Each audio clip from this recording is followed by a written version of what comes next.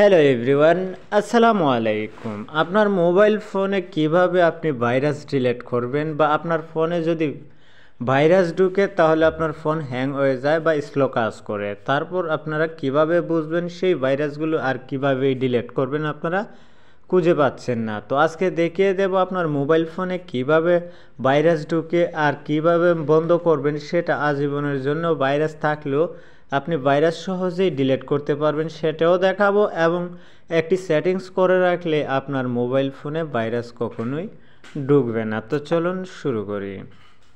তো আমরা সেটা করার জন্য সর্বপ্রথম গুগল প্লে স্টোরে চলে যাব। তো আসলাম গুগল প্লে স্টোরে।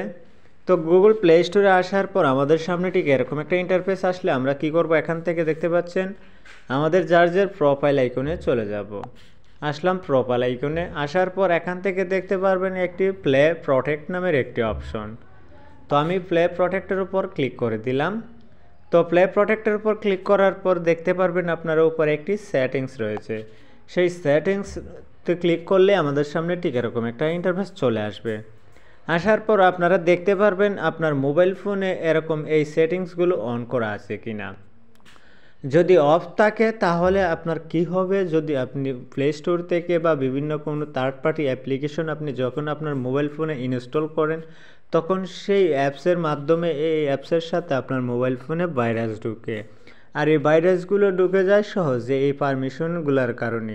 আপনি যদি এই পারমিশনগুলো অ্যানেবল করে রাখেন তাহলে আপনার এই যতই থার্ড পার্টি অ্যাপ্লিকেশন আপনি ইনস্টল করবেন, তখন তারা এই সেটিংসের মাধ্যমে কখনোই ভাইরাস আপনার ফোনটাকে আক্রান্ত করতে পারবে না, হ্যাং করতে পারবে না। এই সেটিংসটা করে রাখলে ভালো হয়।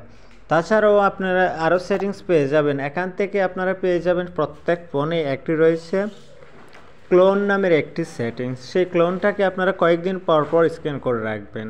ধরুন এক্সাম্পল, আপনার যার ফাইল ম্যানেজারে চলে যাবেন। তো আমি এখান থেকে আমার মোবাইল ফোনের ফাইল ম্যানেজারে চলে আসছি।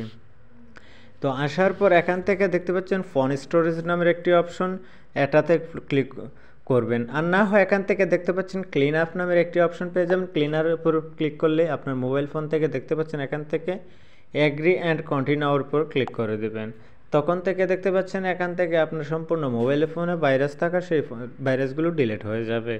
তো আশা করি আপনারা খুব সহজেই বুঝতে পারছেন। ভিডিওটা যদি ভালো লেগে থাকে অবশ্যই ভিডিওতে একটি লাইক এবং কমেন্ট করে আপনাদের মতামত জানিয়ে দিবেন। ভিডিও ছিল আজকের মতো এ পর্যন্তই।